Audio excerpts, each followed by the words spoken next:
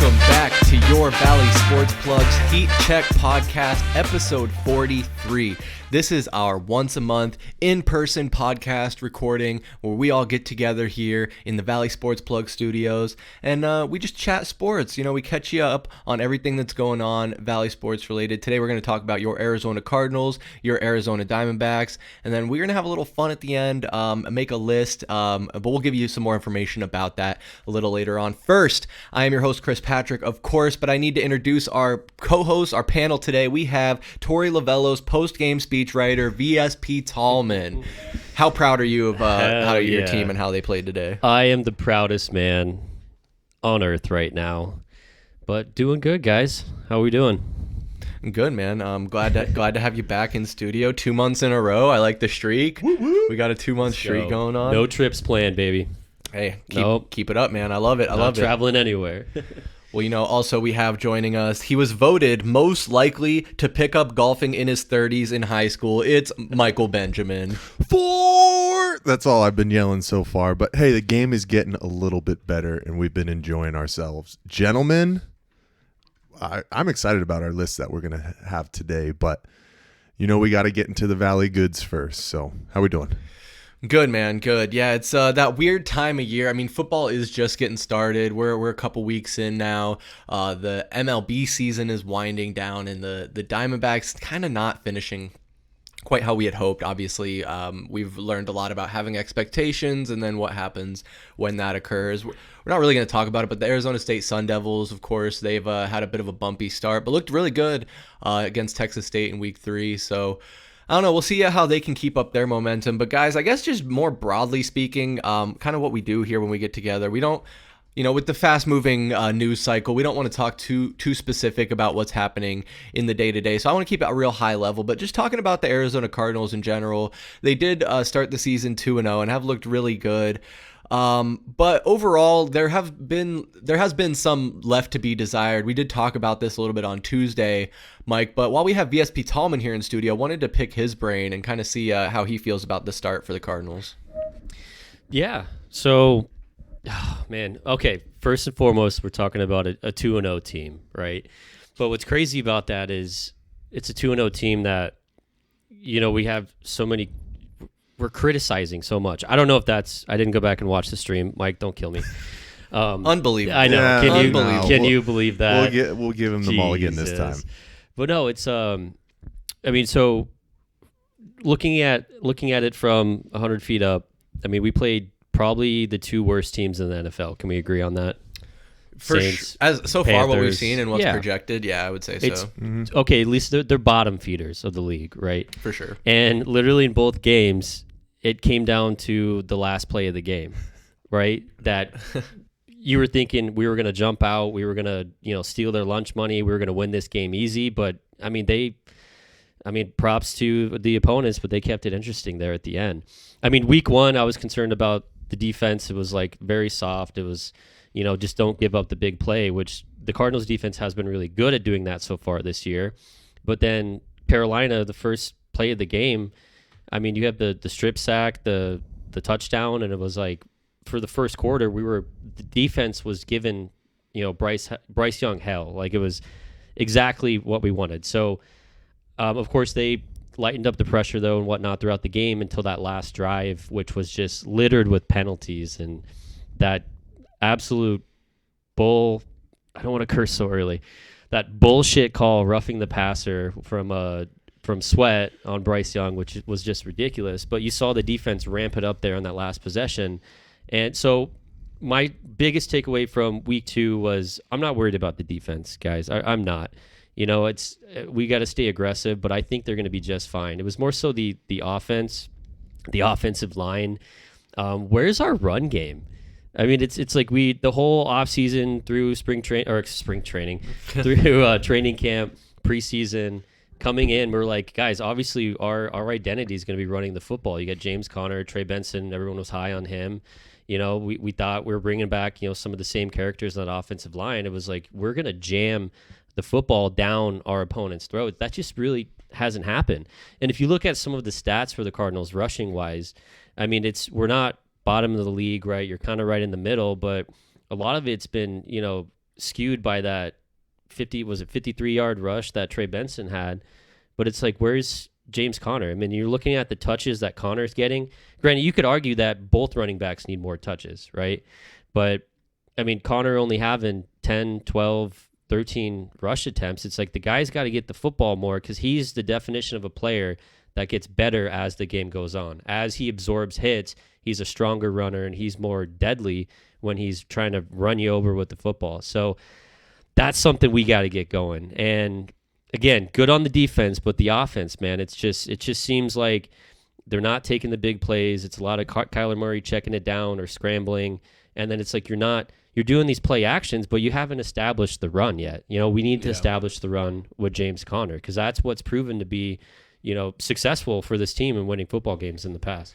And I like the idea of having a competent two running back backfield, you know, having that 1-2 punch per se. So not to say I want to see, you know, James Conner having to be a workhorse and take all the snap share, but he does need to get more involved. I mean, you should be able to, I hate that we always bring it back to this, but when we talk about gambling and putting together a parlay, you know, make it, you know, it's relatable to the people, right? You should be able to put James Conner 40 yards in your parlay confidently. And through the first 2 weeks, we hadn't been able to do that. Now, see what happened, you know, depending on what happened during San Francisco. I know we're not going to talk about it, but it's just, I agree. You do need to get this running game going. And how much of that responsibility does what Drew Petzing own as far as the play calling and not taking shots downfield, you know?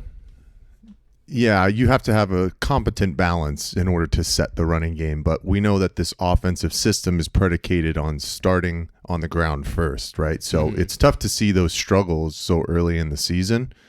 I think there's confidence that things can be turned around, but right now the main struggles are coming from the offensive line in regard to the running game. I think I had said, you know, in that Carolina game, everybody but one offensive lineman had critical penalties. And you can't have that. That's undisciplined to start a season. You know, Justin Fry has his work cut out from him. You know, he came from a good program in Ohio State, but this is the next level. This is the big boys league. You know, it's different. It's a lot different. And I think the continued criticism for the offense right now is the lack of vertical play, obviously. Like, we looked at the passing chart from Kyler Murray in the first 2 weeks, and outside of that 45-yard pass to Marvin Harrison Jr., and specifically in week 2, there was nothing outside of 20 yards, right? So they're going to be able to figure it out. I'm still confident within that. And guys, at the same time, the way that these games have been so close early, you have to think about the Cardinals have been playing with extravagant leads, I think you would say. So they're trying to run the football. They're trying to not make those mistakes, those costly mistakes, which Kyler Murray almost did. But with that being said, I might be against you here, Tallman. With the injuries that we've seen in this secondary, I am a little bit more concerned for what we're going to get out of this defense. Now, I'm not concerned about the pressure rates. I think, you know, we basically 2.5 times the amount of pressures through this time comparative to last year. And that's with the capital that you brought in with Josh Sweat, Calais Campbell, finding the fountain of youth.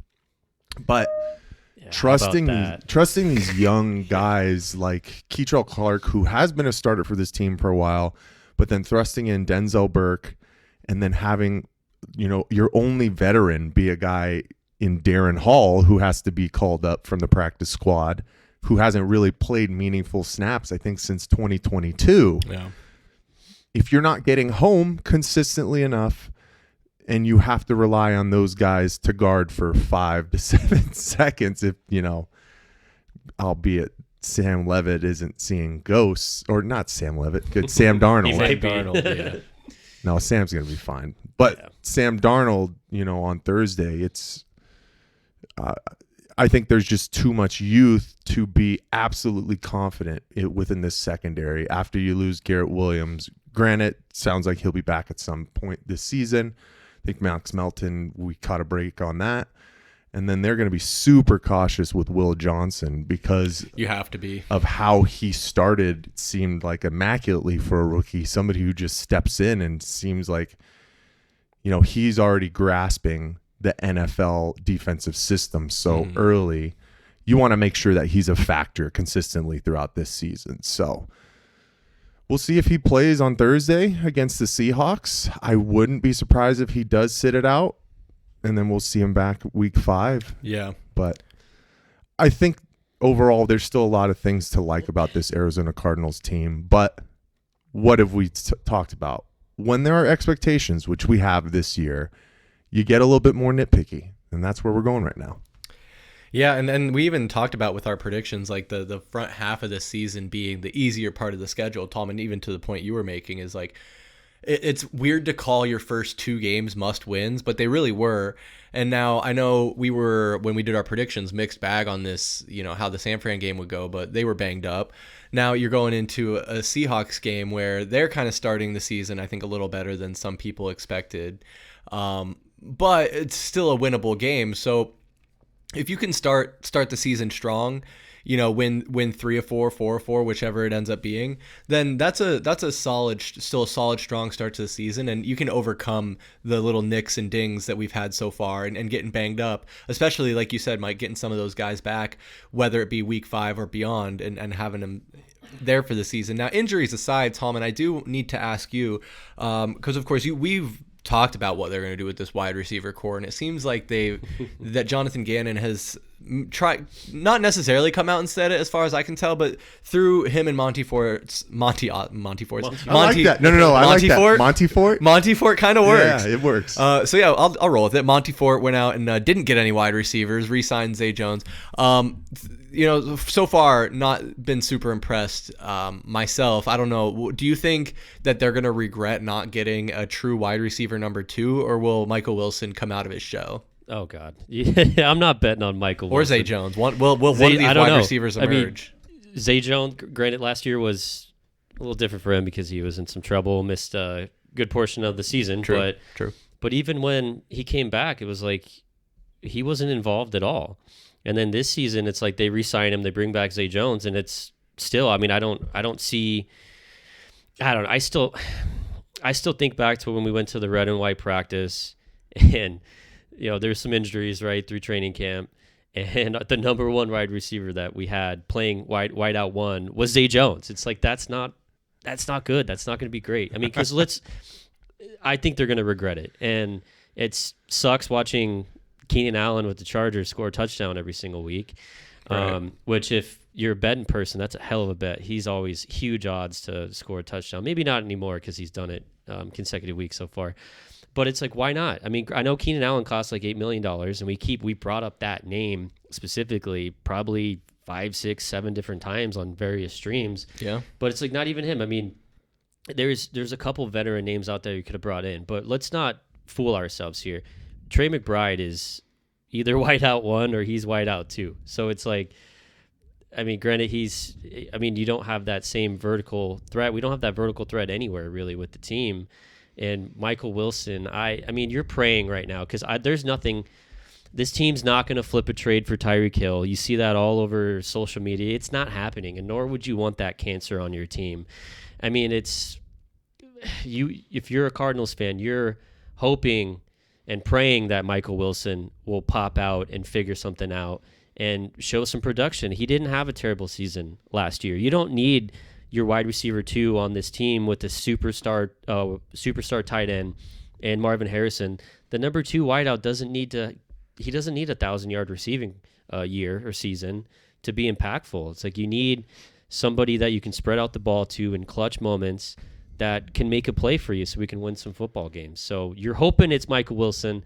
I know I've been a career hater of Michael Wilson, but that's just all good fun. I don't truly wish him, ill will, but I mean, you're hoping that he can figure it out because right now it's like that's who we got. That's who we're rolling out.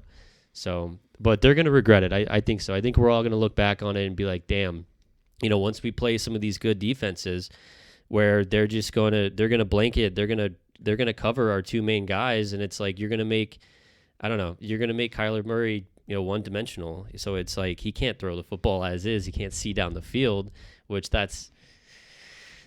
we need to stop referring to his height, but it's like, I don't know. It's a factor. It is. It definitely is. Yeah, I think we probably should have brought in Keenan Allen because he's literally an alien. Did you guys see his shoulders? No. You didn't see this? No. What was it?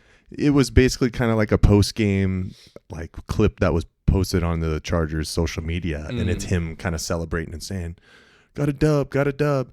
And his shoulder joints are like freaking sticking out like 4 inches. Swole. It's crazy. No, it's just his bones. It's his bone. Like it's not swole. But that's beside the fact. Yeah, guys, but one thing I'll say is, this isn't 2008. The Arizona Cardinals offense isn't predicated on spreading the football and having 3,000-yard receivers like Steve Breston, Anquan, and Larry. Bringing in and Tallman, I'm with you, but I'm going against you again right now. Second time already. Going against you. 10 minutes in. Well, one thing you said is right, is Trey McBride is the number one receiver, even though he's a tight end, right? He's wide receiver 1, Marvin's wide receiver 2. Their offense is predicated on running the football, getting the ball out quick for Kyler, and then kind of splashing in some 15, 20-yard options and maybe 1 or 2 shots to Marvin. Like, this team, like, literally isn't even utilizing the other wide receivers right now. I mean, Zay Jones didn't have a target in week 2 at all. And bringing in somebody like a Keenan Allen who, like, honestly, for what he can still bring, needs targets, you're already still not getting enough targets to your top 2 weapons, right? Because Kyler Murray is making his decisions, and it's not cop-outs. He's going through his reads, and the decisions he's making is to throw that little short pass to James Conner or Benson. So yeah, it's just hard to be adding more people that at the end of the day, if this offensive system isn't even going to utilize them in any kind of factors, what's the point? Yeah. So it's tough still, because I still think Michael Wilson's a good player. I mean, you saw what he did at the end of the half. But they're not even using him. It's not even in the script to look at those wide receiver 2, 3, and 4. So you're going to have 1 or 2 games this year where somebody finally kind of pops off, and Michael Wilson might have a 6 catch for 70-yard day, or Greg Dortch for some reason. But that's it, man. That's all I see from this offense this year. That's the max, I feel. Yeah, as far as your prediction there goes, I would agree 100%. You're going to see guys flash, but nobody's going to pop and, come onto the scene. I would not expect it. And again, to not just, agree with you guys, wholesale, but it is going to be Marv and Trey McBride doing the majority of the receptions. But, Mike, where I will slightly disagree and I guess agree with both of you, or agree with Tallman in a way, is if you bring in a guy like Keenan Allen, it would change how you have to play call. And you would probably scheme more towards getting him more involved and have him be wide receiver 2, Marv 1, and McBride, obviously tight end 1, but receiver 1 or 2, however you want to look at it, 1A, 1B. But it all comes down to, I think, to the play call with Drew Petzing. Obviously, we know it's supposed to be a run-oriented offense, picking up where we left off last season, but, thus far hadn't seen that. So I'm I guess a little concerned that they didn't, but I understand why. It makes me, I guess, question, why are we limiting ourselves offensively to just be like only having 2 offensive weapons. Another thing, though, I do want to talk about while we're talking about the pass game is there have been criticisms of Marvin Harrison Jr. He went out this offseason, bulked up, looks like he's put on like 20 pounds of muscle, if not more. But he's still, the exact criticism, and I guess you guys correct me if you agree with this, is that he's not high pointing the ball and he's not attacking it to try and, rip it away from receivers and really fully have possession catches. Would you agree with that, or do you think Marv's doing all right? Tallman, I guess I'll direct that your way first. No, I absolutely agree with you. I mean, it's so the whole positive side of him bulking up, adding the muscle, was for him to be more physical, right? After the catch and then in traffic. And it's not granted, he's only had he's got 11 targets or something through 2 weeks. So is that right? Sounds close. Yeah. Because he only had 3 against the Panthers, and then no, he had 5. He had 5. Excuse me. Okay, I think he only had 3 6. catches. Yeah. Anyway, so I mean, you're sitting here he's not getting enough targets to begin with, and Mike already went over that, and stating that your top guys still aren't seeing the football enough. But with Harrison, it's like, because there was that end zone fade where you used the word high point it, where he didn't go up and get it, right? Where you're thinking, okay, he's a big guy, right? And he looks a lot stronger than he was his rookie season. You would expect him to go up there, be physical, and say, that's mine. I'm catching that. Yeah. This is going to be a damn touchdown. Something we've seen Trey McBride do. Oh, yeah. Granted, Trey McBride's a beast, right? Yeah, it's interesting, gentlemen, because, we saw Marvin Harrison Jr. do all of this stuff, Chris, that you're talking about at Ohio State consistently. Great point. That's why he was a top 5 pick. I don't know if it can't just be coaching style. It's just still finding his footing. And, the conversations that we've been seeing so far is it's hard to see when you see the success of Malik Neighbors and everything that he's done with the New York Giants. But granted, keep in mind, the comparative win-loss records between Malik Neighbors and Marvin Harrison Jr. Marvin Harrison is like 10-8, and Malik has 3 wins to his belt. The New York Giants are not a good franchise. The New York Giants offense has to throw the football, and they have no other weapons. So that's why you're seeing all of these great numbers from Malik to start. It's because he's being force-fed the football. The Arizona Cardinals have multitude of weapons that they are trying to get involved this year. So that's why it's becoming harder, where I still am under the speculation and thought process that you drafted the guy 4th overall. Why is he not getting 12 targets a game? Why are you not predicating your offense around somebody that you invested the highest of the highest capital in? But this is Drew Petzing's offense.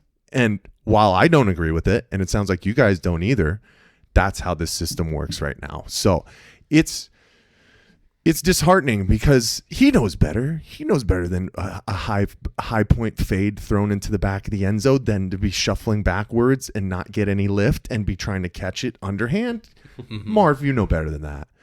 And he did have a bad drop that went through his hands against the Carolina Panthers, but good teams and smart teams that know you have a great weapon do not shy away from somebody when they make a mistake, because you have to give them opportunities to correct it.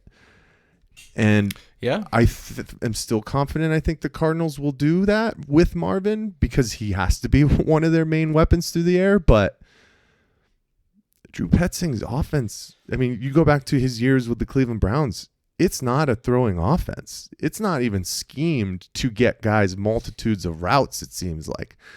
So it's like you got to get lucky and get open first, or here comes a check down. So it sucks, but this is where we are right now. Yeah, sorry. Please. Yeah. Malik Neighbors comparison is extremely interesting because, he's even his rookie season last year. Malik Neighbors was one of the best receivers in the game, right? But to Mike's point, so week 1, Neighbors had 12 targets, and then this previous week 2, he had 13 targets. But again, that game, I don't know if you guys watched any of that Giants-Cowboys game. It was absolute shootout. Yeah, no defense. It was unbelievable. Dallas wins that game 40-37 in overtime.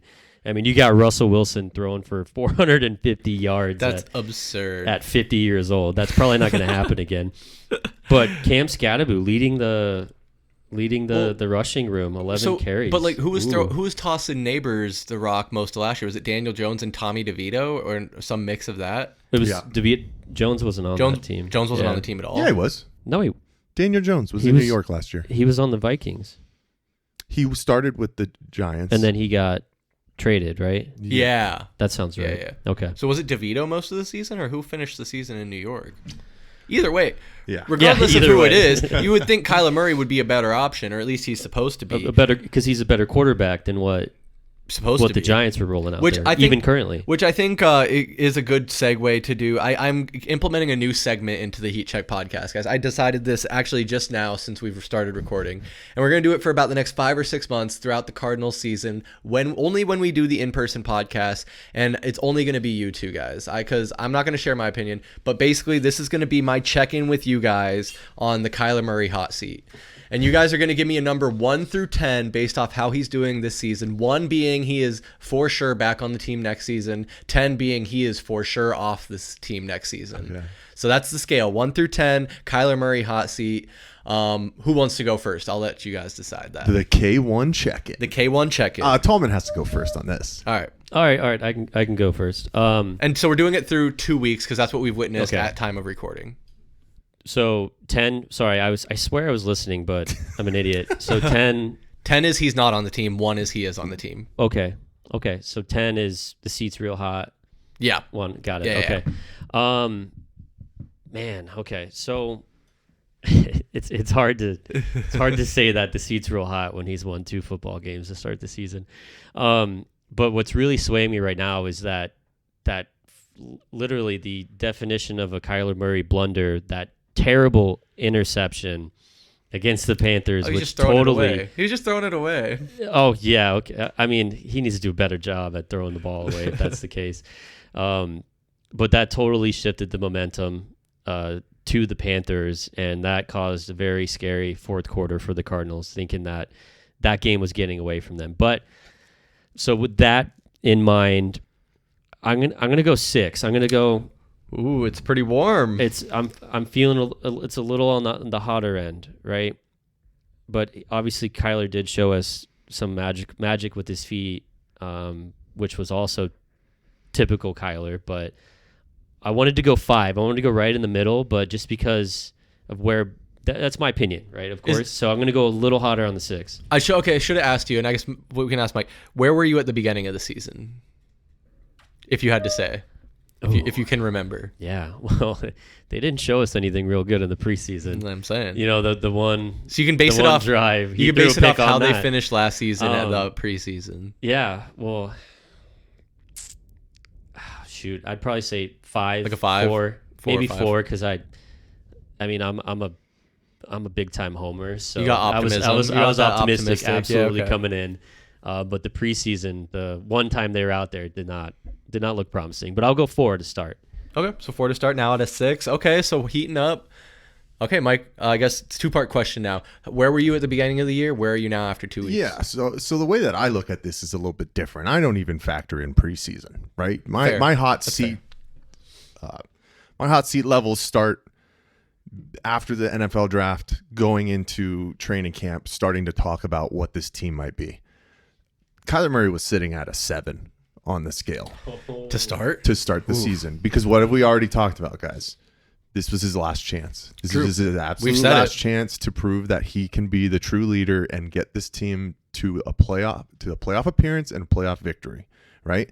So if that's the expectation already going into year 7, that seat is hot, right? Now things adjust when the season starts, and you have to look at how he's played so far, how different factors, injuries, how, the offensive running game is not really helping Kyler right now. So I would put Kyler Murray at a 4 right now. Ooh, so you guys kind of flipped. The reason is because unfortunately Kyler is such a polarizing figure, and he always has been, because he's the number 1 overall pick. The only thing that people pinpoint out from him are his mistakes. And yes, granted, he continues. We'll see what happens in the San Francisco game, and then the first primetime game of the season as well. But his understanding of the game in a situation where he just needs to know to take the sack instead of throw it away does change the momentum of the game. But it should have never truly factored into that game being close, because at that point it was 27-9 with 8 minutes left in the game. Everybody's got to do their part at that point.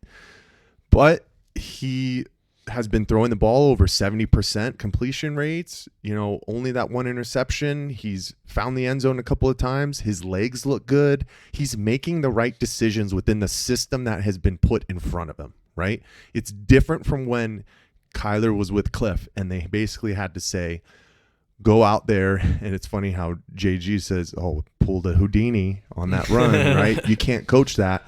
That's what they were asking Kyler Murray to do the entire first 4 years of his career, right? Yeah. And now they're basically be a system quarterback. be the guy who can make the right decisions, get the ball where we need to our playmakers, but not have to go for it all the time. And it's tough because he is a number 1 overall pick, and you feel like he should be able to do that, and he has the talent. But the ineptitudes of this team to start this season, guys, are not with Kyler Murray. That's why you cannot put him over a 5 on the hot seat scale right now for coming back next year. I think that's well said. I mean, because when we look at this team and we're talking about hot seats, there's really only 2 people in a hot seat, and that is Kyler Murray being one of them, Drew Petzing being the other, for my money. There were national media articles talking about Jonathan Gannon being in a hot seat, but that's silly. That's hilarious. Yeah, that's silly. hilarious. Those people aren't paying attention. Yeah, they don't know, and that's just classic national media not having any clue. And it's very specific to the Arizona Cardinals, because I feel like, or maybe it's the Valley in general, but I feel like they're a little closer with the Diamondbacks and the Suns. I mean, the Suns have just been so dysfunctional the last couple seasons. It's really hard to say. Like, it's funny. No, I'm not going to get distracted because a lot of things are funny. But yeah, I like this exercise, guys. I'm going to remember to do this. It's interesting. So Tallman was colder seat to start, warming up. Mike was hot to start, cooling down a bit. I think you both make good points, and I think that's why I'm not going to share my ratings here, because I think I'm easily swayed, and for me, it's going to stay hot all season for Kyler regardless. Well, and I think it's going to be a really good. What do you call it again? Segment or yeah, something like that. It's going to be something good to check on, like even when we do streams, like. We got to see the hot seat because it's going to fluctuate. It might fluctuate. Yeah. It might fluctuate extreme from week to week. Yeah. Because, like we saw last year, you start the season 6-4. A lot of that was on the back of Kyler Murray making great decisions and leading this team to some really nice handled wins against bottom feeder teams to put yourself at the top of the NFC West, and then it seemed like him alone making the incorrect mistakes coming out of the break to put us behind and not making the playoffs. So I mean, we all could have been last year. It's like, oh, he's the future. Finally, we were waiting. We're at a 2, and then after 3 weeks in a row, we're like, get him out the door tomorrow. You know, so it'll be fun to kind of see where we're all at every week. Yeah, I agree. I think that'll be a good exercise to do. But okay, I did lie a little bit because I said that was going to be the last Cardinals football topic. But Mike, you reminded me when you brought up how polarizing Kyler Murray can be as a figure and a value person. I think you know where I'm going with this. He had posted a photograph, I believe it was on his Instagram page, of him with his dog. And Tallman, what was Kyler Murray wearing in that picture with his pit bull? Yeah, the breed of the dog is very important in this photo. He was wearing a Virginia Tech number 7 Michael Vick jersey. Michael Vick jersey. And why is that controversial? I mean, Tallman. Well, that was controversial. Yeah, that was, dude. How dare you? You better take that. I'll beep it. I'll bleep it. I'll go redact that. Well, granted, I don't think Vick did that while he was in college, but no, he's with Atlanta, I think. He was, exactly. And he had to make the money first. He was one of the best. He was one of the best players in the league at the time, so it was a very, very big news story. But I don't remember how many dogs he got caught with, but it was like a dog fighting. It was like over 100 or something. I don't remember. But we'll do the research. Yeah, Mike. Yeah. But the whole Michael Vick and the dog fighting ring. Not a good look for him. Yeah, so with Kyler posting that picture, just really, I guess some would say poor taste or bad optics of the pit bull with the Michael Vick jersey. Now, Michael tone deaf. What are you doing? Not to play devil's advocate necessarily, because I don't think he should have done it. But Michael Vick has come a long way since then. He realizes what he did was wrong. He was a young man caught up in coming into a lot of money and with maybe the wrong people, and he's done a lot of great work with different charities and organizations for dogs in general, and like he's given back a lot. He served his time too. And he served his time. Literally, he did the crime, did the time. I mean, if you don't believe in the justice system and rehabilitation, then I mean, I guess what's the point? But that's, I guess, another he's a head coach too at a college. Maybe, yeah. He's back pretty in sure. he's back in Yeah. football. It's not I like don't he's know what- banned I from don't know what football school, but permanently yeah. or whatever. But yeah, he did this time. No, Michael Vick had his resurrection Yeah. coming back into the league. I mean, Yeah, he played had for his the Played the Steelers, right? he had his second coming with the Philadelphia Eagles. Yeah, he did. No, Right? true, very true, yeah. So Guys, this is just like it's what so are you funny. doing? So, anyways, yeah, that's the only way that you can sum it up. But it says more than 50 dogs. Some people state at one point during the raid. Some sources state 66 dogs were confiscated. Other accounts state over 70 dogs. Wow. With about 47 to 48 surviving dogs. So there were some that didn't That's make it. sad. Oh wow. Kyler Murray's trying to pay respects to one of his favorite players that he tries to emulate, who is, like you said, one of the best NFL players, honestly, ever, guys. Michael Vick was transcendent. He made a mistake. He was young. He did the crime. What's the phrase? Did the crime, did the time? Yeah, Something like whatever. that. Same Did thing. the crime, I don't know. Price. But- Who knows? But we live in that society where when you put two and two together, where it's somebody wearing a Michael Vick jersey and holding a pit bull, that's gonna be the only connotation. So of course people are gonna feel some type of way about it. I don't really care. Kyler Murray didn't mean anything about it, but at the same time, like Tallman was saying, what are you doing? Yeah, it's like that's really it. Like, he already gets criticized for every single thing Yeah. he does on the field and off the field. Why wouldn't you think that? And it was funny what you Just said. don't give him more ammo. Yeah, what you said earlier. It's like they had the whole production. Like this was like a straight up photo shoot. Yeah. It's like who's the guy that was like, Kyler, great choice to outfit, man. Like, I mean, I get that Kyler Murray's a millionaire, right? But he's a star athlete, professional football player. He's famous, right? So I get it if whoever is like on that. But is there production nobody team, between like his manager, his personal assistant, like, his maybe he friend, should've- his No, they- photographer? yeah. Like somebody They was did. like, "Hey, you're wearing a Michael Vick jersey, and that's your pit bull. Do you think that people are gonna have a problem with this?" And everyone was just like, "Nah." No, I don't think people are that blind to that kind of situation, but I feel like it was probably hey, just so you know, this might be the blowback. And he's like, I don't care. This is my guy. This is my fair. idol. Yeah, and that's I cool. will I will deal with the blowback if there is blowback. Maybe he didn't think people would even realize because it's like it didn't look like I wouldn't have known if nobody told me. I don't know if I necessarily would have been like, that's for sure a Michael Vick jersey. Immediately. Oh, you did? Yeah. Okay. Immediately. But it's like I'm with you though. I don't care. Yeah, Like, I mean, so- and he addressed it in the press conference. He probably knew he was going to have to come to the media Yeah. after he posted those and do. Now the question now is, did he take down was the gonna say, pictures? Yeah, he did. He took him down. Yeah, he took it down. So that goes back to, what are you doing, man? But it's done. It's over with. He said his piece. That's fine. It's just, wow. Yeah. It's, man. On and off the field, Kyler Murray still finds a way to do the head scratching thing. I will say, while this is something that we don't care about, it is going to be largely a non-story, non-issue. It's an unnecessary distraction and an unnecessary news story from a team that needs to be locked in. We need to be locked in with a chance to win the division, a chance to make the playoffs, and an expectation to make the playoffs. They got to be locked in from week 1 to week 18, and just stupid little shit like this is not helping. And I'm not pissed about it. Am I annoyed? I'm not even really annoyed. I'm just kind of like, come on. Like, yeah. Come on. Clean it up. Yeah. I'm not mad. I'm just upset. just I'm just disappointed, Kyler. Disappointed. There you go. I'm disappointed. I mean, he had a hand up moment, and he said, "My bad." That's good. You It's know? fine. It's he totally owned it. fine. Yeah, it's all he good. owned And it. it's not something like, "Oh, Cardinals missed the playoffs, collapsed at the end of the season." No one's gonna go, "Yeah, remember when you took that picture with the dog and Michael Vick Right. jersey?" Like, it's gonna go away next week. Well, no yeah, one's and gonna that's, talk about it. I mean, it's not now.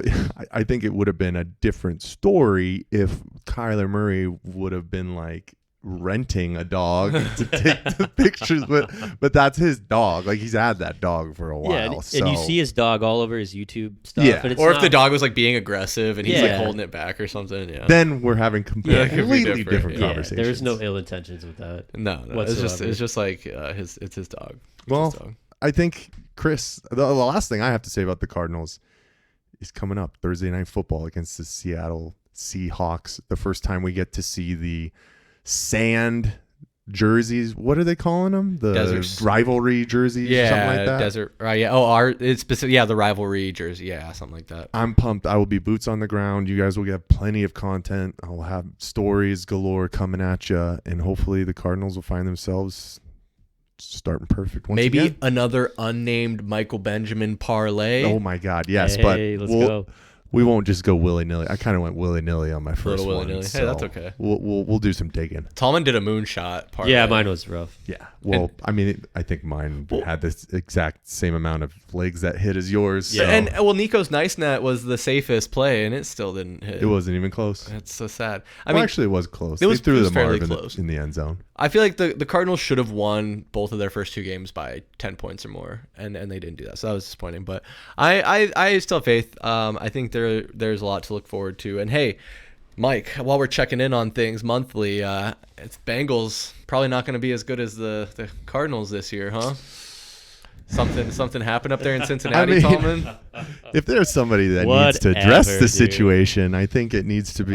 So you just DSP keep getting the Tallman, short right? end of the stick on Believe these that. drafts. Last season, These bets, man. Zay Jones gets suspended right after we did the bet. Suspended for 5 weeks. And then 2 weeks in. 2 weeks in, the guy's got turf toe? The worst turf toe in history. He's going to be out for 3 months. Pull the tape, Tallman. Pull the tape. I told you all of this was going to happen. I 'Cause told they can't protect you him, and he was that they, gonna get if he was going to beaten up. continue to get Yeah. hit the way that he did, that he You was did going call to it. be missing time and a lot of time. And So- I'm shocked the Bengals even won that game. So the Bengals are 2-0. Jake They're- Browning yeah, is great. the man, right? Jake Browning. But my You're putting your stock in. goodness. So now you're No, putting I'm your not. stock into Jake No, Browning like it's. you won the fucking bet. Mike. No, it's no, too early. no. I told you it's probably going to be something that still No, comes that's- down to I the was end just of the like, season. You've got to be kidding me. But this doesn't help And- your chances. No, it doesn't. And what's funny is, so they're like, yeah, he can come back or whatever, but obviously they're not going to rush him back if the Bengals are going to win 5 games by the time after 3 months when Burrow's coming back. But he would line up to come back and play the Cardinals in Week 17. That would just be sweet poetry, incredible. man. That would be That is sweet incredible. poetry. And then they'll have a tied record after that, and then they'll finish the season Week 18 tied. I would love to have Joe Burrow come back You would like that. I would because yeah. he's going to be out of rhythm. At that point, hopefully, Yeah. the edge room is just ticking on all cylinders, and we're going to just make his day a nightmare. Because I picked the Cardinals to Get beat the the other Bengals toe. that game, even though it's going Yeah. to be, it could be snowy in that game. Oh, you did? Yeah, I think I picked the Cardinals to lose that one. Yeah, Yeah, you both did. Yeah. But that's okay. Okay. and we'll see The what happens. play is the year play. That's all we care about. Yep. It's big picture. We got to think about the big picture, but we'll keep tabs on the Cardinals. Obviously, San Fran and then Seattle, and then onward from there. Mike will be boots on the ground in Seattle for Week 4. Tallman and I were supposed. Well, you're going to be on boots on the ground October 5th. That's Coming true. up. Coming up, week Tennessee after Titans, Tennessee Cam Titans, Ward. the rookie. That'll be a good game. That should be a good game too. Excited to get out there for my first game. But anyway, guys, we must move on. And as much as Michael Benjamin does not want to, we do have to check in with your Arizona Diamondbacks, who are finishing out maybe the weirdest season in probably the last 10 years that I can remember, if not the entire existence of the Arizona Diamondbacks franchise. I mean, Tallman, you weren't able to make it to the last live stream we had, but we were talking with Nico about this weird season and how it's just kind of felt like it's like drug on for like a long time. Like after the All-Star break, we had kind of all resigned to the fact that we were sellers, that the season was over, and we thought we were going to see, what some people would call zombie baseball, just kind of going through the motions, finishing out the season. And then there was a little excitement, and we were like, ooh, maybe we can do something. And then there kept being games where we're like, okay, that's it. The season's over. But then slowly but surely we find ourselves, well, now we're 3 games out. Now we're 2.5 games out. Now we're 1.5 games out. Not exactly sure. At time of recording, I think we're 2.5 or 3 games out at this point. 3 games. 3 games. Yeah. They're going to be playing the Phillies here while we're recording this. But not a strong start on Friday night. They lost that one, I think 8-2 was the final. And there have just been some blunders in the past week. And I think I'm sick of the last 2 seasons here. with the Diamondbacks playing the coulda, woulda, shoulda game. Tallman, I know you had some points of the last couple weeks that you wanted to highlight as far as that goes. Yeah, so I mean, guys, I'm not mad about it. I think I've given up on this team 3 or 4 different times. I'm saying that's what I'm saying. True story. So this whole, surge back, try to steal wild card spot, I wasn't necessarily buying what they were selling, because let's be honest, it wasn't this team being particularly good. It was just the Mets being so bad and just absolutely choking. I mean, they lost like 8 games and they went like 2 for 10 or something. They were not playing good baseball, and to sit there, I mean, that Giants, it was really the Giants series, right? You were going head to head with them. They were one of the teams you were trying to leapfrog, and then you rip off the first 2 wins of the series, and then you have the day game where Brandon Pfaadt pitches 9 innings, gives up 1 hit, and your offense can't do anything. You can't even score 1 run. I mean, you have the 9th inning, Corbin Carroll hits a triple, there's 1 out, you can't get him home. And then even then, you get the bases loaded, you only have 1 out, and you can't score a run. No one can hit a sac fly. And then you go into the 10th inning, you start with the ghost runner, he gets moved over by a sac bunt by Tawa, and then you have a runner on third with 1 out in the bottom of the 10th to win the game, and you can't do it. So there's no excuse to that. And it just kind of goes up. It just wraps up this season as a whole. I mean, you get somebody comes out, gives you every single opportunity for the offense to win the game, and they can't do it. We can't score, or we come out and we score 10 runs and we absolutely whoop somebody we weren't supposed to. So it's just the roller coaster nature of this season and this team is just ridiculous. But I think after that Giants game that we couldn't sweep them, I mean, that didn't help at all. And then you had the day off Thursday. The Mets win a game they played on Thursday. They win. And then that gap just grew. But like I said to start, I just wasn't buying it. So, I mean, this late surge and, these September games having meaning is cool. I mean, it's basically like we got nothing to lose. Like, I'm not disappointed that they don't have a chance to make the wild, because I already gave up on them. It was right. over. Yeah, there's no reason to be upset or disappointed, because I mean, it's the Dbacks were playing with house money, right? That's it. It's like, it's awesome. I mean, in the meantime though, you see Torey Lovullo saved his job, so congrats to Torey for coming back, because let's be honest, he's coming back. There's no doubt about it. I mean, what he did with this team after the trade deadline he did a great job. He really bounced back, and he got a lot of contribution from, guys that don't have a lot of experience, a lot of young guys. I mean, they caught with that Charismat guy, starting pitcher. Yeah. I mean, this Rashi guy in the bullpen. I mean, he was able to finally get Jordan Lawler somewhat out of his shell to where he doesn't look as uncomfortable in a major league batter's box. But also hats off to Blaze Alexander too, because that guy's just been playing lights out defense, and he's been slugging the ball too. And Blaze he's starting to play himself into conversations about, like, do you find a place for him every day next year? Absolutely. And yep. I don't think that he's on this team. That's not unfair. I think you need him on this team, but every day I think that's going to be tough when you consider the talent on the infield specifically.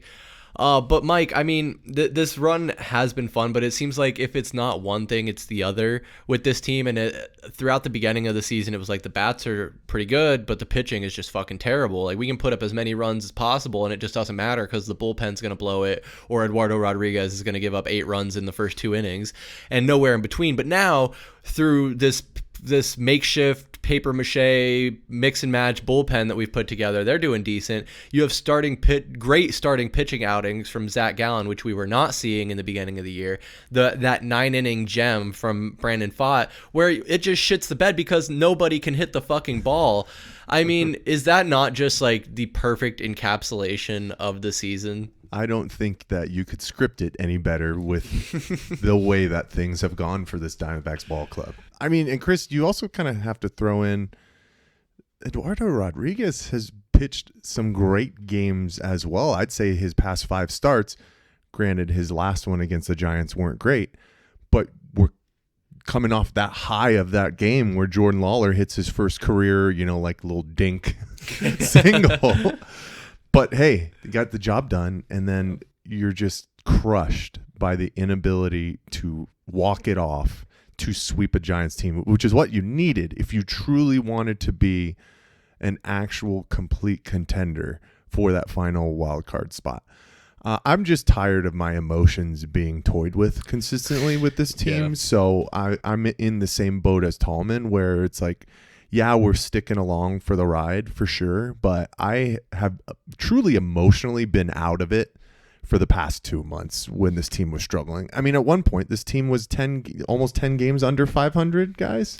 So it's awesome to play with the house money, but we were talking about it when they started getting a little bit closer and a little bit closer. And Chris, I'm pretty sure you were the one who really kind of spearheaded the point to tell people, it's like, let's have some fun, but let's also be realistic, guys. Like, there are so many things that are going to have to break the Diamondbacks' way for them to really have a chance.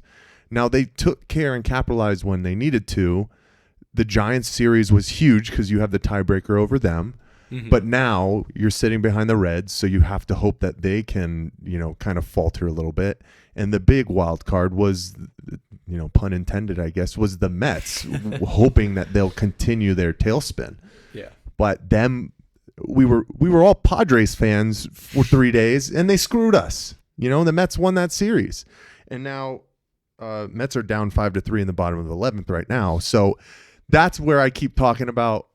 I'm just tired of my emotions truly getting played with, because now people are still going to be clinging on for hope when you truly have to look at what is still in front of this Diamondbacks team, which is a Phillies team, which is one of the best, if not the best in the NL, either than the Milwaukee Brewers, a Dodgers team who is still kind of fighting for positioning to a certain extent. They're up 4 games on the Padres right now, but I don't think they can take that 1 or 2 spot right now.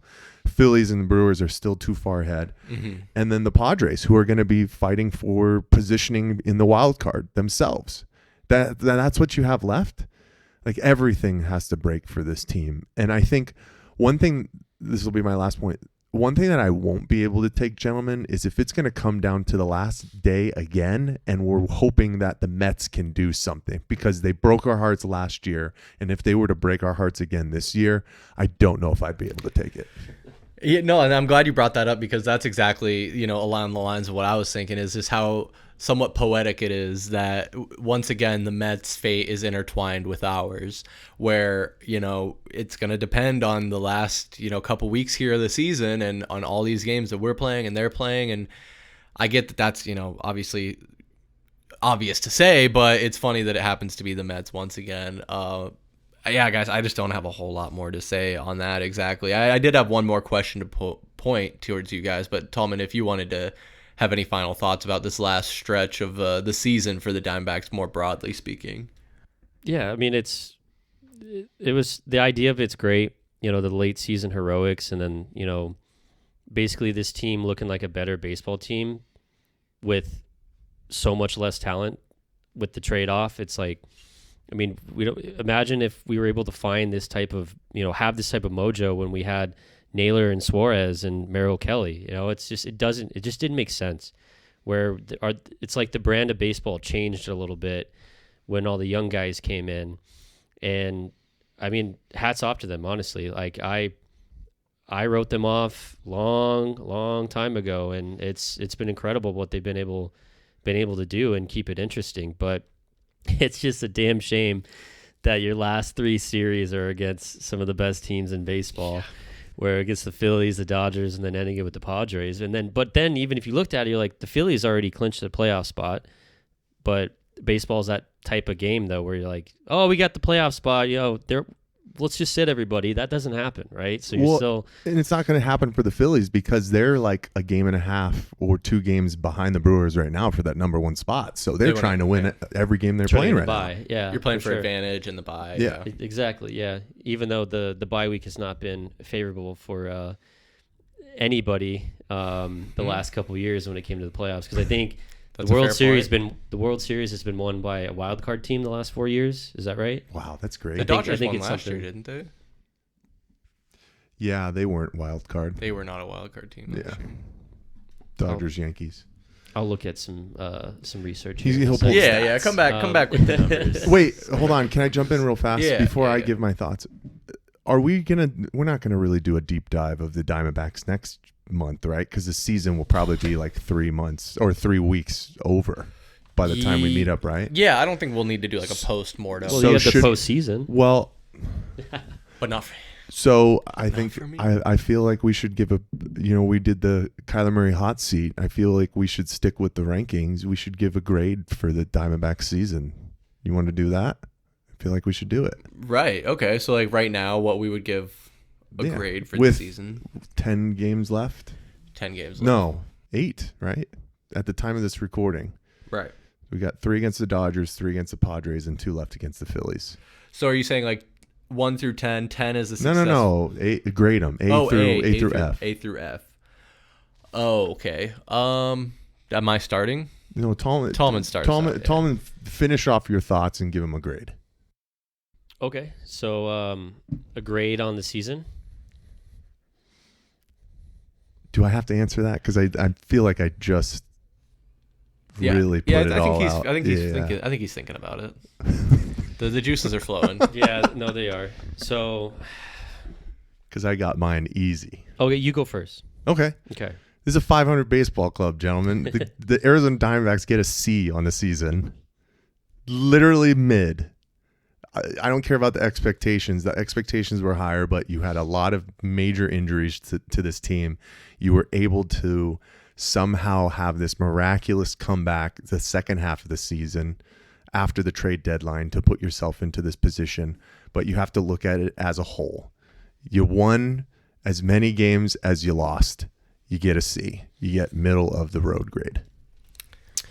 Tallman, I'll let you Yeah. think. I'll No, let you. I got it. Oh, okay. Okay. Yeah. All right. No, I'm liking where you're at there, Michael. I'm gonna go C minus. There you go. Oh. I'm gonna go on the Is that because lower of end. the expectations? The So you got to expectations bring were it down a little bit. Yeah, the expectations were killer, and then just how the season started with the mismanagement of, your all-star free agent addition with Corbin Burns, and just from there, it just didn't feel right. You say mismanagement of Ryan Nelson too. Yeah, you could as well. Yeah. So I really wanted to go in the D's for this team, but the injuries were just such a key factor Yeah. to just some of the to just this team falling short. But then you look back at how this team played other bad baseball teams, like the Nationals. I mean, you were at that game, right? Where they Brandon Pfaadt didn't get an out. Yeah, didn't get an out. It was like 10-zip or something. See, Um, wait, hold on. Sorry, I'm going to cut you off once again. You guys have been talking about just like the epitome of this season. There's another example. Brandon Pfaadt literally cannot get an out. He gives up 8 runs in the first, but then pitches one hit baseball in the ninth. Like it's so much of winning is based off of consistency, and this team still seems to be struggling with that fact. Yeah, it's strange. And then all the games we lost to the Rockies, think about if we won more of those games. I mean, we're 3 games back right now. Or say Mike already gave us a stat. Mets are probably going to lose today. What if you can rip off a win today against the Phillies and you had a couple more of those Rockies games in your pocket? I mean, we'd be talking probably about the Dbacks being in that third wild The Mets card would be spot. chasing the the Mets would be D-backs, yeah. chasing the Dbacks. Yep. So Well, but again, that's Who the knows? woulda, coulda, shoulda, or what ifs, and it's not healthy to play that game. Yeah, that's the whole season. And I did write this down before Tallman shared his grade. I think is important to mention. I am giving them a C+. Ooh. I'm going a bit of a more optimistic. Again, Chris Patrick is becoming more optimistic in his old age. For you guys really, made the case for a lot of the reasons I'm going to list here. The injuries played a massive factor. But I think some of the positives for me were them doing right by their star players, kind of seeing the writing on the wall and saying, hey, we got you on a 1-year deal, Josh. You only have 1 year left. Let's move you guys to a contending team and, get some pieces back to build our future, and also Merrill Kelly, while also maintaining those relationships, to where Merrill Kelly said even publicly he'd be open to coming back. Sounds like they've left the door open for Gino to come back. He obviously has roots in Seattle as well with the Mariners, and was really welcomed back there. But aside from that, with those moves as well, you're also keeping a good momentum for next year and making good moves to build for next year as well, including with the move to get rid of Shelby Miller and Jordan Montgomery, because you get off a lot of the money with Jordan Montgomery. Now, there's an argument to be made where, having a Shelby Miller would be really nice right about now, as we're kind of starting to make a push and could still, although the bullpen's been doing better, could still use a little bit of help. Maybe Shelby Miller could have contributed there. But then lastly, this is kind of more of a knock. This is actually is a knock than a positive. The whole Ketel Marte saga that happened to the middle to end of the season, that takes a few points off the top, because that was just weird. The whole All-Star break thing, his house getting broken into, the lack of communication, the days off thing continues to be an issue even after his apology. And there's just really no real explanation for that other than Ketel Marte is a soft player that needs days off occasionally. And it's either you're going to have to live with that from your star second baseman or you're going to move him. And I think that's going to be a story that persists. But through all that rambling, I still think it's a C+, because it's not great, but it's not the end of the world. And I think there is still reason to believe that this team will be competitive into the future, as far as it is currently constructed. But yeah. That was a good idea, Mike. I like the suggestion. That was incredible, Chris. Thank you. And Tallman too. I mean, that's the thing. We're all in the same range, right? We're either one higher or lower than what I put out there. But there's so many different cases of why you can stretch a little bit either one way or the other. Sure. And the last thing I'll say too is I was preaching. The future of this team is not next year, it's 2027. But I think we all know who Mike Hazen is. He's going to try and keep this team as competent and, best foot forward to be competitive at all times. So I'm really excited to see what he's going to be able to pull off this offseason and see if, through the injuries, we're going to be able to contend. Maybe we get Merrill back. Maybe we have. I was hearing some rumblings of a guy like on a 1-year deal, like a Justin Verlander, who has had a hell of a second half of this season. Those are different conversations we'll have in the future. So don't jump onto that one right now, but it's going to be an exciting offseason for the Dbacks. Yeah, no, for sure. I look forward to it. And look at what happened last offseason. I don't think any of us expected. I didn't expect the Josh Naylor thing to happen, but that was kind of like, okay, we'll see. That could be good. And then the Corbin Burns signing was out of nowhere. Yeah. I don't think we're going to see a Corbin Burns level signing. Probably not. I don't even know if that's in the budget, but I do think that Mike Hazen's going to be able to make some magic happen where we get a guy that we were like, oh, I didn't know he would be in the market for him. I would expect something like that. So whether that's a pitcher or a first baseman, offensive guy, because that first base is a big question. Tyler Locklear injured on the shelf and also was not playing great in his limited time with the Diamondbacks. Pavin Smith injured to finish this season. He's also not a guy that I trust on first base full time. So what do you do? I know we've speculated on that as well, and those conversations are gonna continue to be had. But that is for another day, gentlemen. I think we should keep it pushing to our last segment here, if you would call it that. I teased it at the top. We are liking to have some fun these days here at Valley of the Sports Plug. I almost said Valley of the Sports Plug. Valley Sports Plug. It's close enough. This last Tuesday on our live stream, we did the Immaculate Grid, as Mike mentioned. We've completed it. Got a pretty good score, I think, all things considered. What was it, Harvey Nickerson?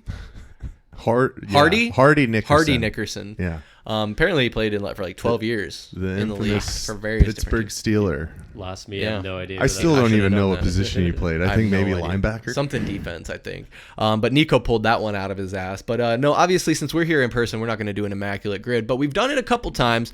If you are a returning listener, a couple months ago when VSP Tallman was traveling the world, we had a couple of guests. We had his brother, Mr. T, Matt Tallman was a guest, and we went over our top 5 sports video games of all time. No, we did sports movies. You're right, because he busted out High School Musical and Zac Efron's Jumper.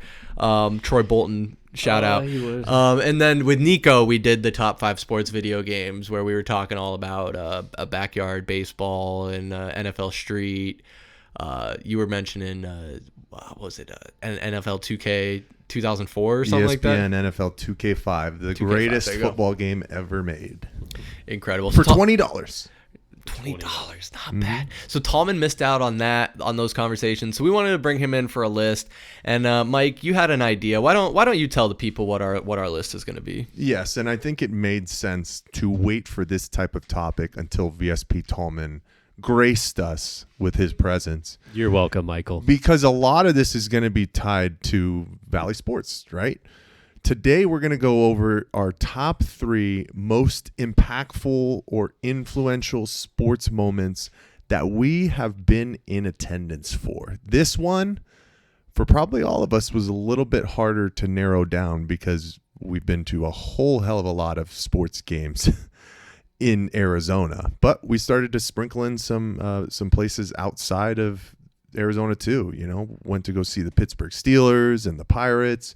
I've started to go see the Suns outside of Arizona. I was in Houston. I went to a Denver Nuggets game too. But I will say my list is predominantly going to be Arizona sports related. So I'm really excited for this one. And I feel like we should just kind of keep it how we did the other 2. Chris, we'll have Tallman go first. I'll go second. And then you finish us off. I like it. And we go 3, 2, 1, right? Yeah. Save your best one for last. Tallman, do you have them in a particular order? Yeah, I mean, I didn't write anything down. But Oh, here you Mr. no. No It's- Notes. it's, Mr. No no Notes notes. Tallman. it's all up. It's all up here. Okay, so we just going right. Yeah, in, okay, or- Mr. No Notes, number 3 for Okay. your top sports moment you witnessed live and in person. All right. So, the day was Thursday, October 28th, 2021. It was the week 8 matchup between the Cardinals and the Green Bay Packers, where the Cardinals were going into that game 7-0. It was the one good season Cliff Kingsbury had. But no, going into that game, there's so much hype. The Packers were 6-1, I think, so it was two of the best teams in the NFL going at it Thursday night primetime. And this was the game, gentlemen, where A.J. Green did not turn around in the end zone at the end of the game, and the pass was picked off in the end zone, and the Cardinals lost the game 24-21 to the Packers. So impactful. This is not a positive experience that I witnessed, but it felt like in that same game, though, D-Hop came up, I think, hurt. He had a quad injury that game, so he went out halfway through, and that was when we did still get to 10-2, but it seemed like all of the magical juju was just kind of slowly dispersing from this team after that loss. So it was a big turning point, in my opinion, that season, where still a hell of a season, right? You go 7-0 to start. That's obviously a success. It was also the same game. I didn't realize this. You guys seen the meme of Aaron Rodgers when he's like on the ground and his helmet's like half off? Yes, yes. That was the same game No too. shit. Yeah, where that's like it's used for a bunch of different shit. But I didn't realize that until I was just looking at it. But yeah, AJ Green not turning around at the last couple seconds. And that place was electric too. And you know those Green Bay Packers fans, they travel well. I think that effectively ended AJ Green's career. It did. It Like did. officially. Yeah. Like, So basically what Tallman is telling us is he was the contributing factor No, towards don't- the deterioration don't say of the that. Don't say previous that. regime as it sounds like. with yeah. Cliff Kingsbury and Steve Keim, right? He had his hands in the cookie jar that ended up Yeah. having a lot of guys losing I'm their not, jobs. I'm not taking any Wow. responsibility. That's what it sounds for that. like. That's what it sounds like. You know, that kind of story really gets me juiced for this Thursday, for this primetime game. And also going to be seeing the Packers themselves in State Farm Stadium this year. But I, myself, first, let me do my honorable mentions. One of them I'm not going to say because I know it's on Mr. Patrick's list over Okay. there. All right. One of them I think I've talked about a lot. It's from my early childhood. Monday Night Football, Week 3, September 27th, 1999, when Aeneas Williams knocked Steve Young into retirement. I will never You were forget at that one? I was at that game. You remember that from '99? I vividly remember being in the stadium when he hit Steve Young, and Steve Young never played again. Wow. And obviously, this is when the Cardinals, they were bad forever, Yeah. right? So you took your small wins. And I'm not saying don't celebrate injuries, people, but I'm just saying it was an impactful moment in Mr. Benjamin's young life as a sports fan. But the other one, I think you guys will be surprised, is not in my top 3, is me being in attendance for the Suns finals game 1 and game 2 of the 2021 NBA finals. That is not in my top 3. Wow. That's an honorable mention of mine as well. Yeah. Those games, I got to witness the 2 wins that the Suns had, right? They were incredible moments. I had never been in the building like that in such high leverage.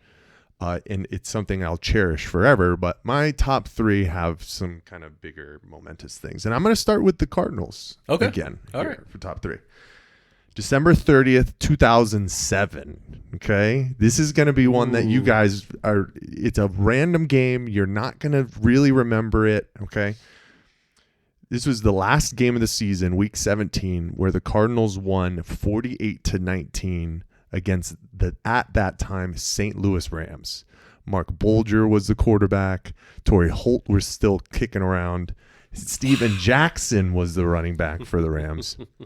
But the biggest I remember this game is because the defense had incredible interception returns, both by Antrell Roll and Gerald Hayes. It gave them a franchise record 6 return touchdowns from the defense at that time. Wow. Kurt Warner had just come in that season, I think, for Matt Leinart, kind of the last end. Kurt threw for 300 yards, 3 touchdowns in that game. And Larry Fitzgerald started to cement himself as one of the best, if not the best receiver in the time. 11 catches, 171 yards, 2 touchdowns. We had also picked up Edgerrin James. But the big reason why I remember this, guys, is because we finished the season 500, 8-8. Okay. The Cardinals had not been 500 or better since 1998 at that point, which was the first time that the franchise ever went to the playoffs, with Jake Plummer leading them to that wild card victory in Dallas against the Cowboys. Wow.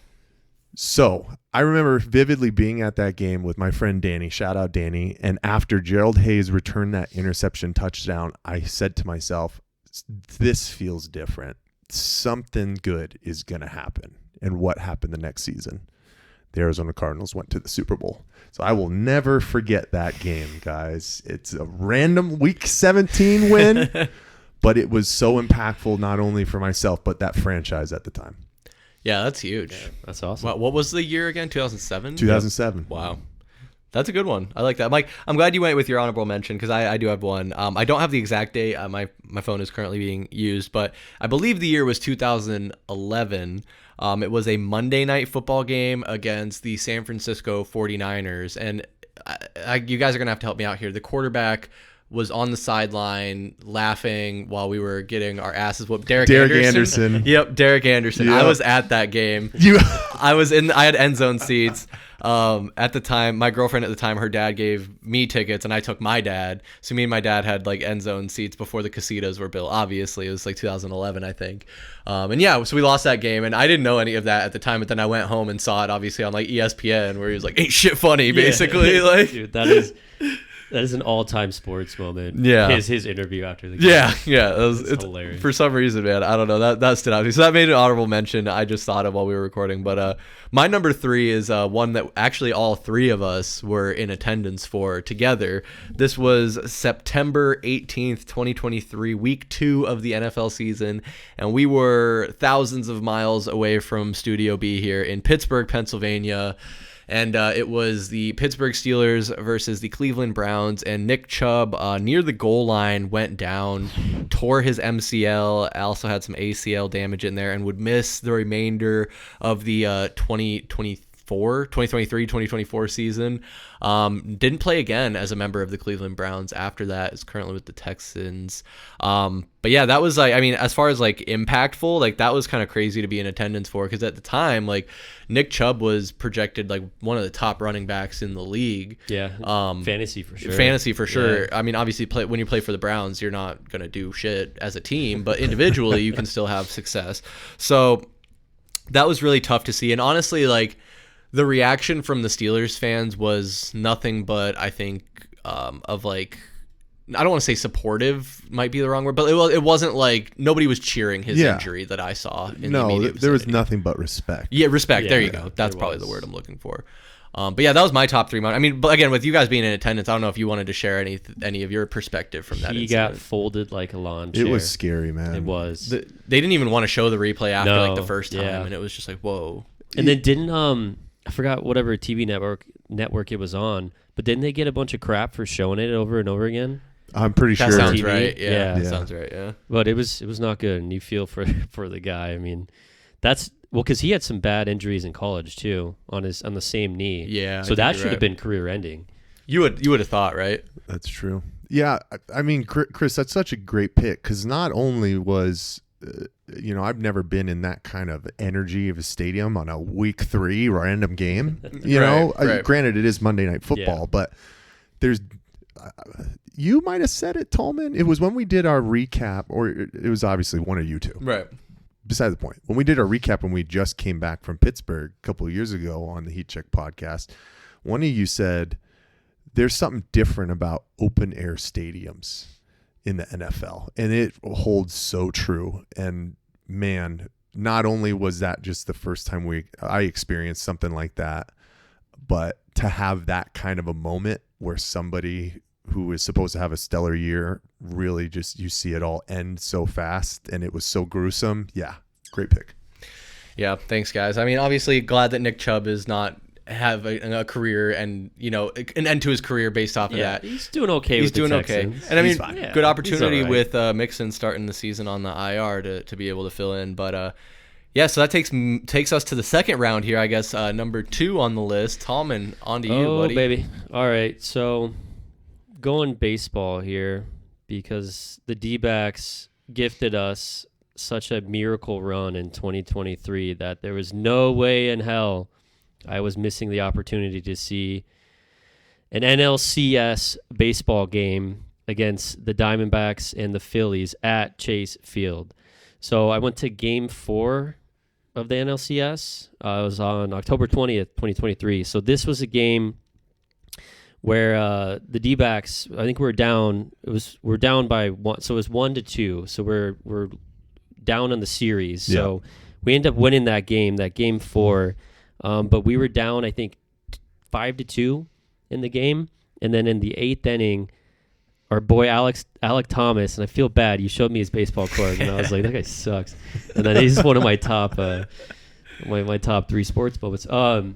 Anyway, so Alec Thomas, there's 2 runners on. He hits a game-tying home run to right center. I think it went in the pool. Yep. But it was an incredible shot. It tied the game 5-5. The D-backs would go into the 9th inning and ended up winning that game to tie the series.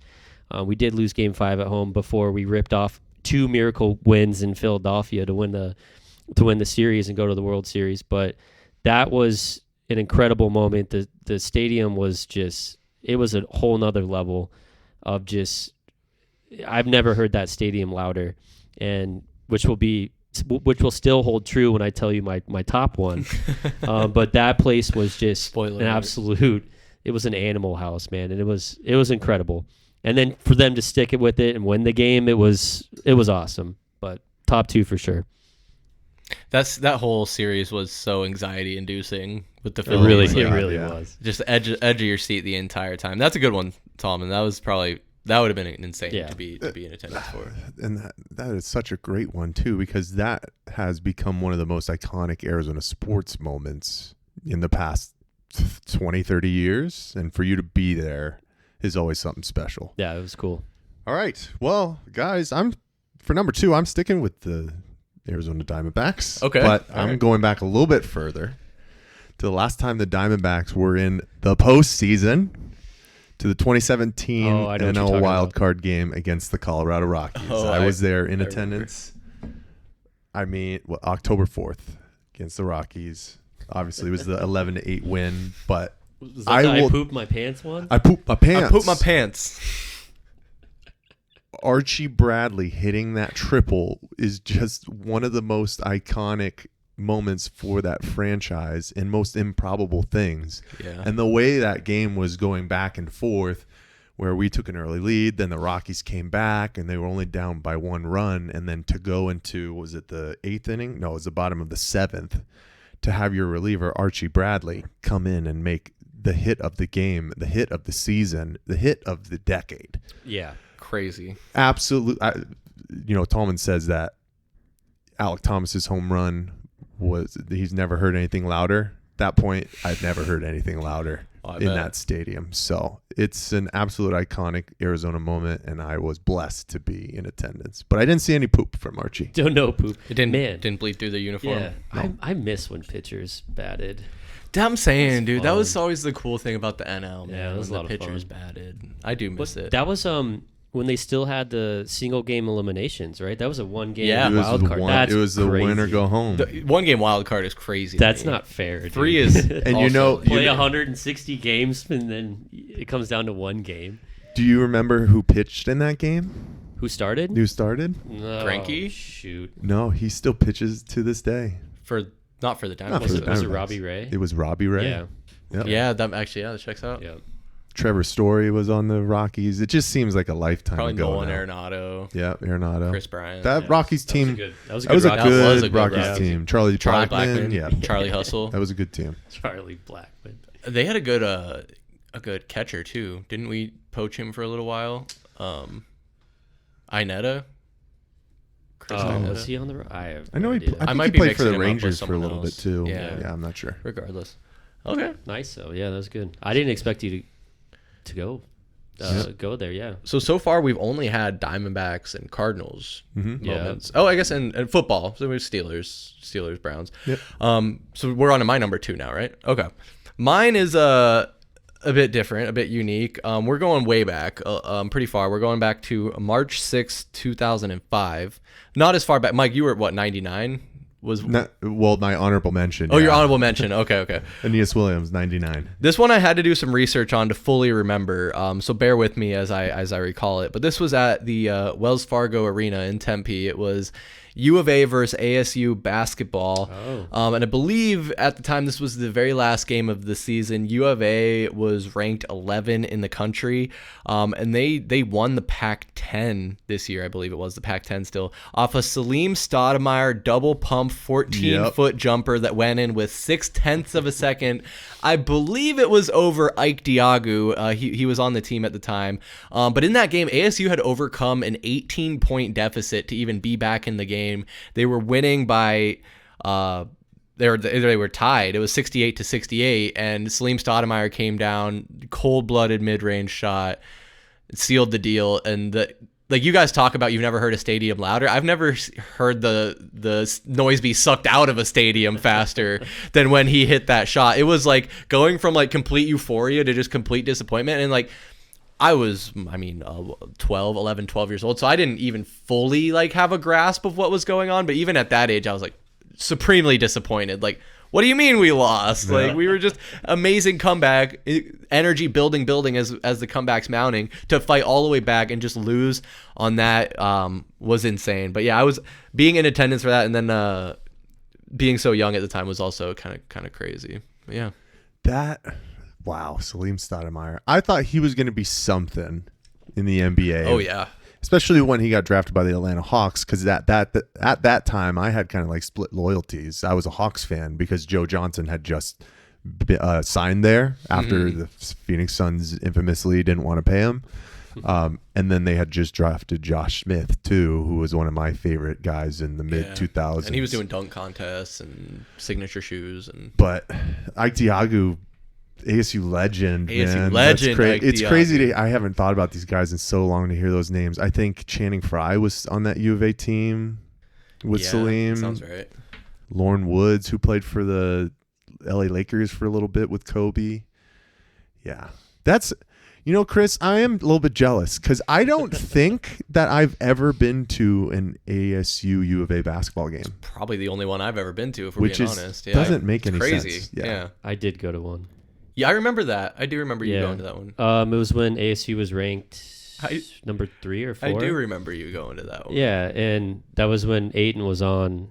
DeAndre Ayton was a Wildcat. And he dominated that Yeah, game. he did. Can we Yeah, make we lost. Let's we lost make a to them. commitment We were like to number go 3 or 4. to an I ASU think. basketball game this season. Oh, Well, I can do that easy. arena's, even though it's old as shit, I mean, it's loud Desert in there. Financial Arena? Desert Financial. Yeah, it's Let's it's go. 'Cause a fun atmosphere. But the it's a last piece of ASU shit. basketball game I went to was when Markelle Fultz was at Washington, dude. That was mine too. Markelle Fultz. Oh my God. Okay, so that was my number 2. So now we're going to VSP Tallman's number 1 sports moment that he was in attendance for.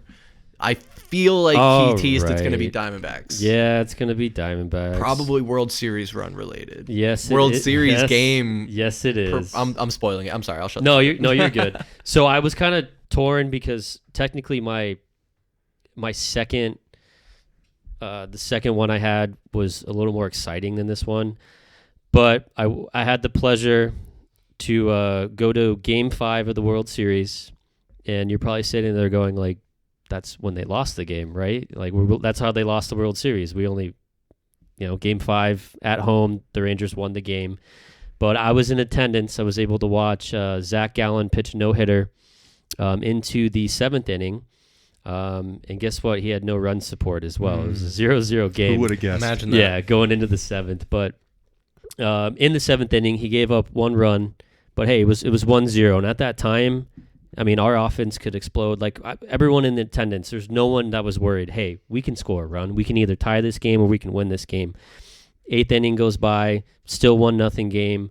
We go into the 9th inning, and that was when the keys were handed to Paul Sewald, and he imploded. Gave up the home run, gave up like a 2 RBI double.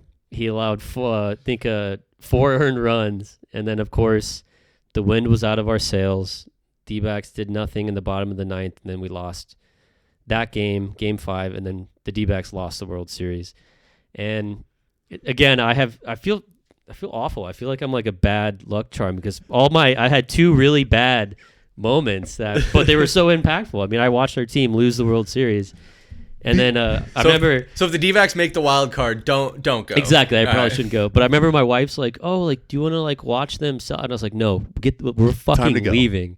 So I probably should have stayed and watched it because even though it wasn't our team that won, I mean, you still watched. I don't know. I mean, it's kind of history, right? You know. Yeah. But I was so over it. I was like, "Get me out of this goddamn building." But yeah, that's my top sports moment. So not only did VSP Tallman tear down an entire regime, he That's excessive. single-handedly brought the bad juju to Paul Sewald to tear down his career to the point. Does he pitch anywhere anymore? Is he even in the league anymore? He is. Wasn't He didn't. he He was with the Reds or the something? Guardians. The Guardians, or someone yeah. random, but not doing too much. I as will far as say know. this, Tallman. I feel your pain. That's a great pick, man. I mean, how many times have Arizona teams been in championship series or anything? Not a lot. So when you get to experience that, it's something that sticks with you for sure. But also, doesn't it just make sense that 2 of his top 3 moments are kind of negative? Yeah, That's Arizona sports. That is Arizona sports, baby. It most certainly is. All right, Mike. All right. Finish it out here. So this one is very near and dear to my heart because I was on the floor as a Phoenix Suns ball boy on January 2nd, 2005. Ooh. Okay, we're going back about over 20 years. So that's before now. mine. Yeah, there you go. Wow. The Phoenix Suns were playing the Portland Trailblazers, and that was the first time that Amari Stoudemire scored 50 points in a Oh game. shit. Now, you guys have to really think back 20 years ago in the NBA was a different time, right? This was the season of the 7 seconds or less Phoenix Suns. This was the high-flying, three-point shooting. Basically, the game up to that point had not seen it. And, yeah, Kobe had scored 81 points. I don't think he had done it yet, but there were high-scoring games in the NBA, but not like you see now. Like, everybody scores 40 points. Right. Like, somebody scores 40, 50 points a night, it seems, basically every night. You don't in the blink NBA. about it like you would. Right. Yeah. And I just remember the tactician that Amari Stoudemire had become at that point in the season. The Suns were on an absolute heater. It was the season that they tied the franchise record at that time, where they won 62 games. And he went from being just a bruiser to a guy who had incredible touch. And all he did that game, it seemed like, was find his rhythm and put up 15 to 20-foot jumpers, and everything was money. He shot 20 of 27 that game. He also had 11 rebounds. We demolished the Trailblazers 117 to 98. But the biggest reason this is the most impactful is because I was literally on the floor the entirety of that game watching Amari work. And I got to see so many incredible games in my 2 seasons I was a ball boy. But that one will always stick with me. Amari, awesome. 50 points.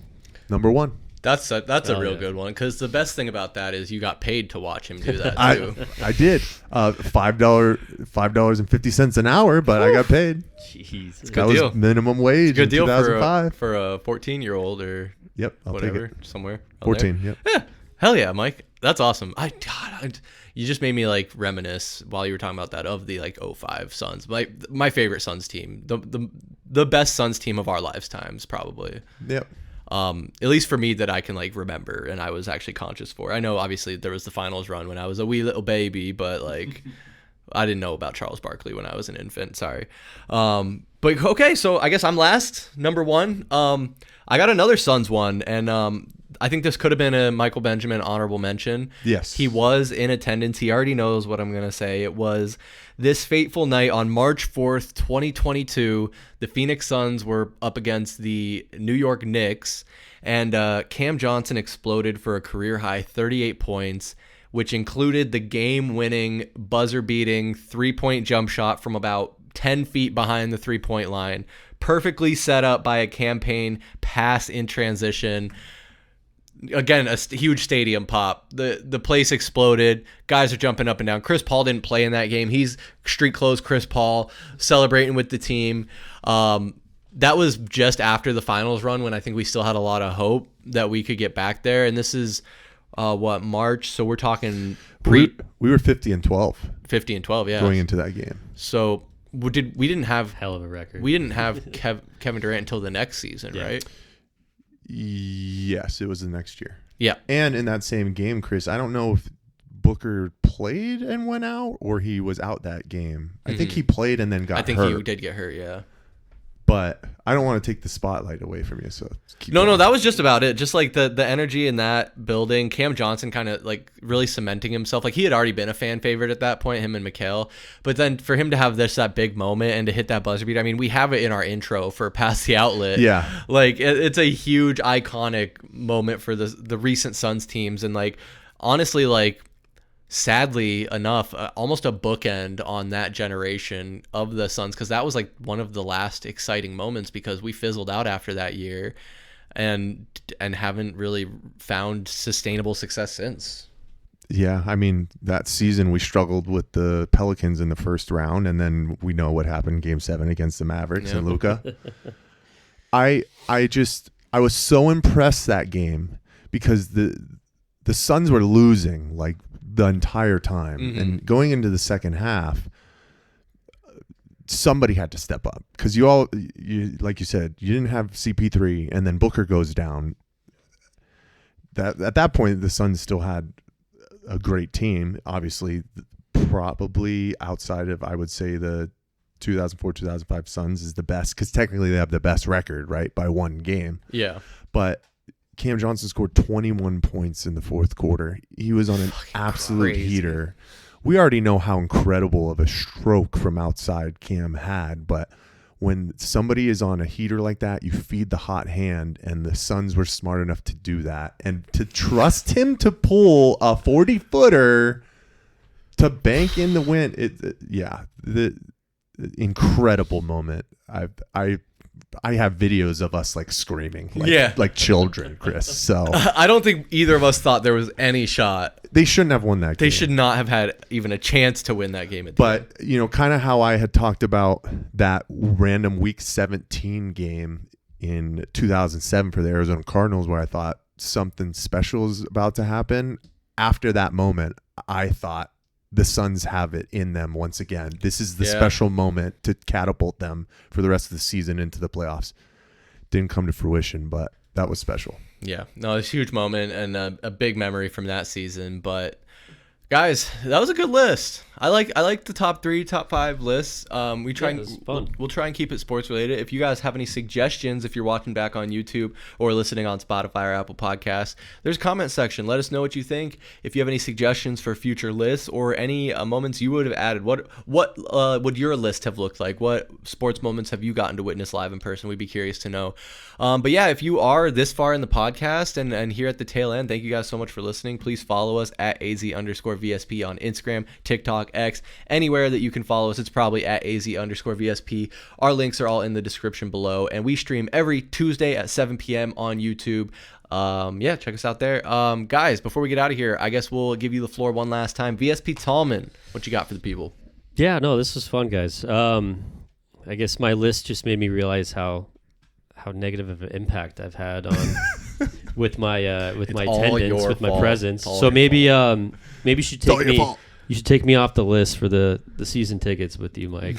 I mean, maybe that might not be a good idea. Your two are 2 divisional games, so they're like the most important. The Rams. So no. You're coming because you're gonna change. You're gonna change your stars. We're gonna flip the script. We're gonna change exactly. the narrative. We're gonna flip that here. This was good. I didn't really have anything clever lined up, so I'll just pass it to you, Michael. It's all good. Gentlemen, this is always one of the bright spots of my month, to sit, just bullshit around on some Arizona sports, because, sometimes they be pulling the bullshit. But let's go Cardinals, man. I'm still very, very excited for what this team is going to be able to do when all things are said and done. Got a big game coming up on Thursday. Man, let's go. Chris, Tallman, appreciate you guys. Yes, sir, gentlemen. It's always a pleasure to have you out here in Studio B in the Valley Sports Plug Studios. I'm staying. I'm going to ride high on the Cardinals. I'm going to remain optimistic. I think there is some stuff to clean up, but I think we're going to see it happen. And got good leaders on this team in Jonathan Gannon. And I think, as much as I've criticized the young man, I expect Kyler Murray to continue to grow. I know it's weird to say for a guy pushing 30, but he's going to start to have those leadership qualities, and I think he knows that this is a do-or-die season for him. So expecting good things to come, but we'll keep you guys updated as the season rolls on. We're going to have the Phoenix Suns in about a month, a little over a month. That season's getting started.